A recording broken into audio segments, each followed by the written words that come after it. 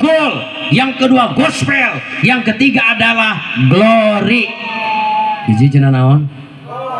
Dua Persib lain gol teh. Dua-dua versi. Sugan terek menang. Sugan nu katilu nama menang. Amin. Amin. Oh, berarti pigi ngungkul itu.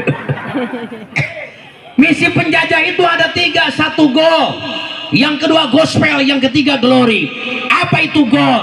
Mereka datang ke Indonesia untuk mengeruk kekayaan Indonesia. Yang kedua adalah gospel. Apa itu gospel? Menyebarkan keyakinan penjajah, menyebarkan keyakinan agama penjajah. Mana buktinya, saudara? Buktinya di tahun 42, begitu pangkalan Amerika di Pearl Harbor dibom oleh pasukan Dai Nippon Jepang, maka akhirnya Belanda bertekuk lutut kepada Jepang. Akhirnya Belanda angkat kaki, Jepang datang ke Indonesia. Saudara-saudara, ketika negara kita dijajah oleh Jepang, Jepang di samping mengeruk kekayaan daripada negeri kita Nusantara, ternyata mereka juga menyebarkan keyakinan mereka. Apa diantaranya? Mohon maaf, saya orang Mangkubumi. Di Mangkubumi ada SD yang cukup tua, namanya SD 1 Mangkubumi. Di SD 1 Mangkubumi ada bangunan tua, konon itu dibikin oleh Romusa, kerja paksa di zaman pasukan Belanda, saudara. Saudara, saya sering bicara dengan orang-orang tua-tua di Mangkubumi, alumni daripada SD Mangkubumi 1, di mana pada masa pendudukan pemerintahan Dai Nippon Jepang, saudara, setiap pagi anak-anak SD, dulu namanya bukan SD, no ngaranna teh SR. Ada yang tahu naon singkatan SR? Naon SR teh naon? Sekolah raya. Salah. SR itu sakola ripuh. Sabab sakola teu make sapatu, teu seragam, tuluy buku na oge mawa sabak, nulisna make gerip, ngitungna teu ku kalkulator, tapi ku nyere nu diteg-degan dibeungkeut ku karet geulang, ngapalkeun raraban ti hiji nepikeun ka 100. Saudara-saudara, anak-anak SD Mangkubumi 1 pada zaman pendudukan Jepang, menurut para alumni yang sekarang sebagian udah meninggal, sebagian masih hidup, apa kata mereka? Setiap pagi di SD Mangkubumi 1, anak-anak SD kedatangan pasukan serdadu Dai Nippon Jepang. Kemudian anak-anak SR dikeluarkan dari kelas, kemudian dibariskan. Begitu baris, disuruh menghadap ke sebelah timur. Begitu menghadap ke sebelah timur, maka pasukan Dai Nippon Jepang mencabut samurai dari sarungnya, diangkat ke atas, kemudian mengeluarkan komando Seikerei. Artinya semua anak-anak harus membukukan badan ke sebelah timur. Kenapa mereka harus Seikerei, membukukan badan ke sebelah timur setiap pagi? Itu sebagai wujud penghormatan kepada Dewa Matahari yang dianggap sebagai Tuhan dan dewanya, yang diagungkan oleh orang-orang Shinto, yang merupakan agama yang dianut oleh serdadu-serdadu Dai Nippon Jepang.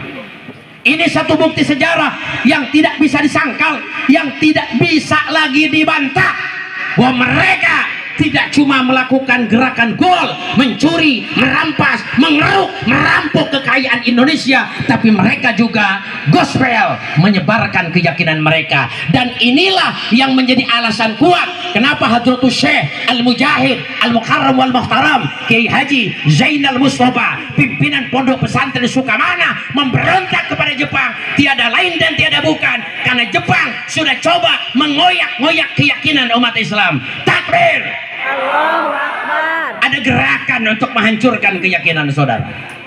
Hati-hati. Makanya Kiai Haji Zainal Mustafa menggerakkan santri-santrinya melakukan peperangan pertempuran dengan pasukan daripada Jepang. Walaupun pertempuran perlawanan itu, kobaran semangat perlawanan kepada penjajah harus ditebus dengan penangkapan Kiai Haji Zainal Mustafa dan gugurnya sebagian santri Sukamana. Begitu Kiai Haji Zainal Mustafa ditangkap, beliau kemudian dimasukkan ke dalam karung, digusur oleh mobil yang dibawa oleh serdadu Dai Nippon dari Sukamana sampai Tasikmalaya. Bisa dibayangkan bagaimana beliau. Tapi qadarullah, atas izin Allah, Kiai Haji Zainal Mustafa almarhum Al-Mujahid tidak mengapa sedikit pun, alhamdulillah. Akhirnya saudara, setelah sekian lama di penjara Tasikmalaya, beliau dibawa ke Jakarta. Sampai Belanda angkat kaki, Jepang angkat kaki dari Indonesia, kabar itu tidak pernah terdengar. Bagaimana kondisi Kiai Haji Zainal Mustafa? Sekitar tahun 60, hampir tahun 70 baru dapat informasi, ada dokumen yang ditemukan. Ternyata Kiai Haji Zainal Mustafa dieksekusi sekitaran Bogor, Jakarta, dan beliau dimakamkan di wilayah itu. Setelah ditelusuri, ternyata makamnya ditemukan, akhirnya digali, kerangka jenazahnya diambil dan dimakamkan kembali di komplek Taman Makam Pahlawan Sukamana. Mudah-mudahan beliau dijadikan ahli surga oleh Allah, amin. Konon menurut dokumen yang ada, Kiai Haji Zainal Mustafa begitu dieksekusi, ditembak oleh pasukan sergu tembak serdadu Jepang, beliau tidak mempan kena senjata api Jepang. Maka dengan kebencian mereka, dengan kejengkelan Jepang, akhirnya beliau dibunuh, tidak ditembak karena tidak mempan senjata. Mereka bikin lubang, Kiai Haji Zainal Mustafa dimasukkan ke dalam lubang dan dikubur hidup-hidup. Saya perlu sampaikan bahwa ternyata merdeka ini bukan dari hasil main-main, tapi betul ini mesti ditebus dengan cucuran darah, keringat, dan air mata. Saudara-saudara hadirin rahimakumullah. Kemudian yang ketiga, pasukan-pasukan daripada penjajah datang ke Indonesia. Target misinya yang ketiga adalah glory. Apa itu glory? Melakukan ekspansi, melakukan perluasan wilayah, ingin menguasai negeri orang, memperluas kekuasaan. Ini kondisi qoblal huriyah, kondisi sebelum merdeka.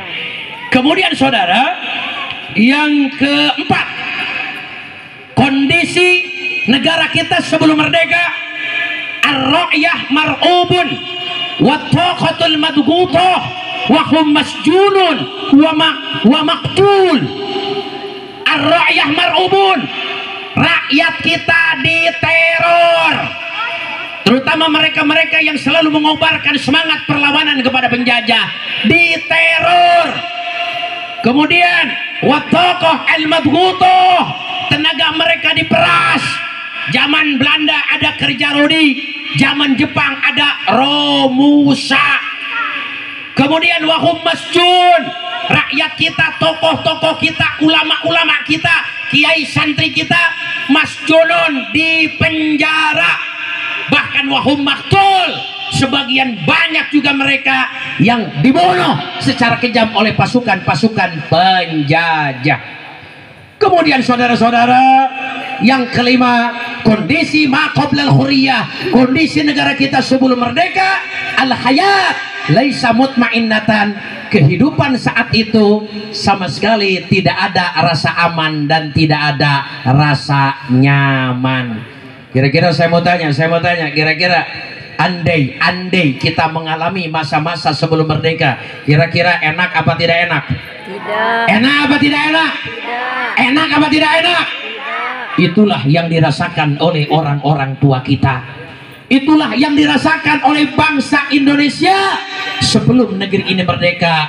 Seperti itu pula yang dirasakan oleh saudara-saudara kita di Palestina. Saudara-saudara hadirin, maka kita doain. Indonesia sudah merasakan bagaimana pahitnya kita dijajah.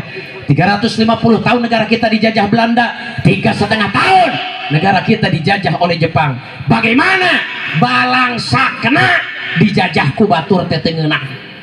Maka kita bantu saudara-saudara kita di Palestina setidaknya lewat doa. Siap bantu? Siap bantu? Siap bantu? Maka saya mengajak kepada saudara-saudara semua, para pedagang di Cikurubuk yang tergabung di Hifatas, untuk membantu saudara kita sesuai dengan kemampuan kita. Dr. Salim, Dr. Ismail, Abdus Salam, Ahmad Henia, Kepala Biro Politik Hamas, Harokatul Muqawamah Islamiyah, yang kemarin gugur dibom di rudal tempat peristirahatnya di Teheran, Iran. pemimpin perlawanan Hamas. Hamas itu Harakatul Muqawamah Al-Islamiyah, gerakan perlawanan Islam Gaza Palestina.